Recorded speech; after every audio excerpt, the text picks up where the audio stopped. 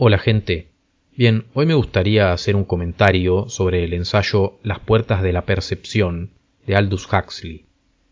Lo primero que podríamos tener en cuenta es que este texto es de 1954. El autor había escrito, para que tengan una idea, Un mundo feliz en 1932 y posteriormente escribiría La isla en 1962, además de muchas otras publicaciones. Un denominador común entre estas tres obras es la presencia de sustancias que generan estados alterados de conciencia. En el caso de Las puertas de la percepción, el autor nos cuenta una experiencia propia probando ese tipo de sustancias. Concretamente, lo que probó fue mescalina, una sustancia de la cual en ese entonces no se tenían demasiados estudios, aunque se sabía que ciertos grupos nativos que todavía hasta el día de hoy habitan entre México y los Estados Unidos la han consumido desde tiempos muy antiguos. Muchos podrían esperar que el autor nos cuente sobre visiones psicodélicas al cerrar los ojos, pero sus percepciones fueron más bien de otra clase. Él nos explica cómo su experiencia no estuvo enfocada hacia lo interno, pero sí que se maravilló por las sensaciones que tenía al observar objetos a su alrededor, y esto lo atribuye a rasgos de su personalidad poco imaginativa. Lo que lo impresionaba al observar los elementos que lo rodeaban era la cualidad de ser que percibía en ellos, y para explicarlo se vale del concepto de serencia que es usado por el maestro Eckhart en varios de sus escritos. En una sola cosa, en una sola parte, nos explica Huxley, parece también estar percibiendo el todo. Además percibe gracia en los elementos. Ahora, ¿cuáles son esos objetos que Huxley observa? Bueno, es bastante llamativo que son tanto organismos vivos como objetos inertes, naturales como artificiales, simples pero también complejos. Se maravilla por una flor, así también como por el pliegue de sus pantalones, por un ramo de flores, así como también por las patas de una silla. Y son algunas características en particular las que lo impresionan, como por ejemplo los brillos, las texturas y los colores. En todo esto creía percibir una gran intensidad de existencia. Al mismo tiempo también llama la atención lo que nos explica el autor en relación a otros objetos. Por ejemplo, al salir a la calle y mirar a los automóviles, no pudo evitar reírse como si los sobrara. Veía en estas creaciones un aire de pretensión por parte de sus creadores y sus usuarios. Algo similar le ocurre al escuchar ciertas piezas musicales. Aún así, con algunas de ellas, el autor vuelve a repetir la sensación de estar captando algo completo, incluso en lo desintegrado, el todo en la parte. El estado general al que llega por este consumo lo explica como un no-yo, donde pareciera que ciertas preocupaciones típicas y la tendencia a la neurosis desaparece. Pero al mismo tiempo que narra un bienestar, también ve un doble filo en esas sensaciones. Si todo el tiempo estuviéramos en ese estado, nos dice, nunca querríamos hacer otra cosa. Hay que aclarar que esta sustancia no genera disfuncionalidad. Una persona puede seguir haciendo sus quehaceres, pero, en general, hay una sensación de desinterés hacia la vida cotidiana, la cual pasa a ser algo ajeno. Como dije antes, las preocupaciones diarias son vistas como algo insignificante. Huxley, como venimos diciendo, ve un lado negativo en esto, porque en un mundo con este tipo de sensaciones probablemente no habría voluntad para resolver muchos de nuestros problemas. Incluso dentro de los elementos que le generan indiferencia, nombra al tiempo, la distancia o el espacio.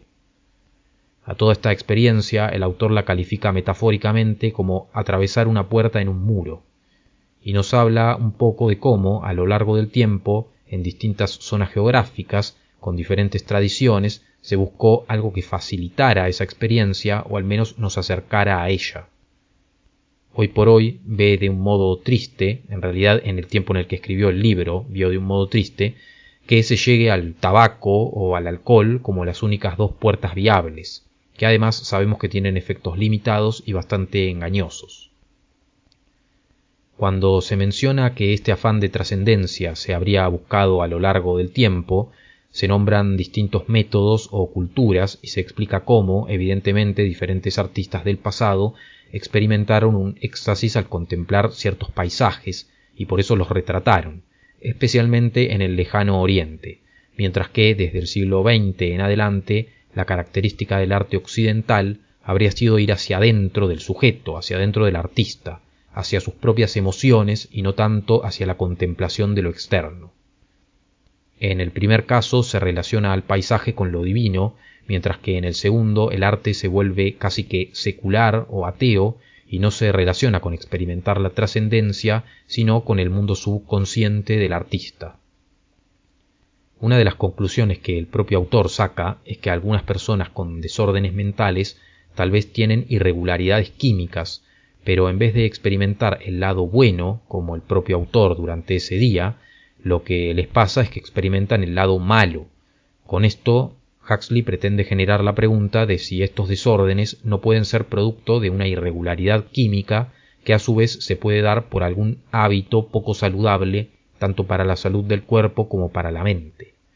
De ahí también desprende la conclusión de que el cerebro parece ser un filtro que evita que el humano casi que enloquezca y se vuelva disfuncional al entrar de lleno en contacto con esas sensaciones, pero le llama la atención cómo algunos parecen tener un cerebro que no actúa como un filtro controlador, o al menos no con la intensidad que se ve en general, y de ahí que eso puede derivar en desórdenes o también en posibles experiencias místicas o cuestiones por el estilo. Ahora, como conclusión propia, yo diría lo siguiente. Lo primero que llama la atención es que tanto en Un Mundo Feliz como en La Isla, el autor hizo que se mencione y que tenga bastante relevancia este tema del consumo de sustancias. Y si no recuerdo mal, en La Isla, aun cuando los habitantes de esa utopía tienen un consumo que supuestamente les da un buen momento y los hace estar bastante pacíficos, finalmente la utopía no les termina funcionando, de manera que es posible que hacia el final de su carrera este autor se haya ido dando cuenta que tal vez estas sustancias tienen efectos limitados y suelen tener un doble filo. También llama la atención cómo, a lo largo del tiempo se pueden haber hecho avances médicos para entender por qué se dan algunos desórdenes mentales, pero en principio hay muchos que siguen sin explicación, lo cual hace que esta pregunta que él lanza en su conclusión tal vez, hasta el día de hoy todavía sigue sin contestar. Otra cosa que me llama bastante la atención es que aún así podemos ver que en el pasado el consumo de algunas de estas sustancias, como decimos, tuvo importancia porque en muchas celebraciones se utilizaba y supuestamente se conectaba con algo y facilitaba el tema de la trascendencia. Pero también otra cosa, y es lo último que me llama bastante la atención, es el hecho de que normalmente la gente religiosa que dice muchas veces sentir una dicha al creer, al tener fe, en la mayoría de los casos lo hace sin consumir nada, de manera que no estoy al tanto de si se ha hecho, probablemente sí, debe haber mucho de esto, estudios para ver si hay alguna diferencia orgánica entre una persona que dice sentir esa dicha y el que no. Así que pueden dejar lo que piensas en comentarios. Espero que les haya resultado interesante este video y gracias por verlo y nos vemos en el próximo. Un saludo.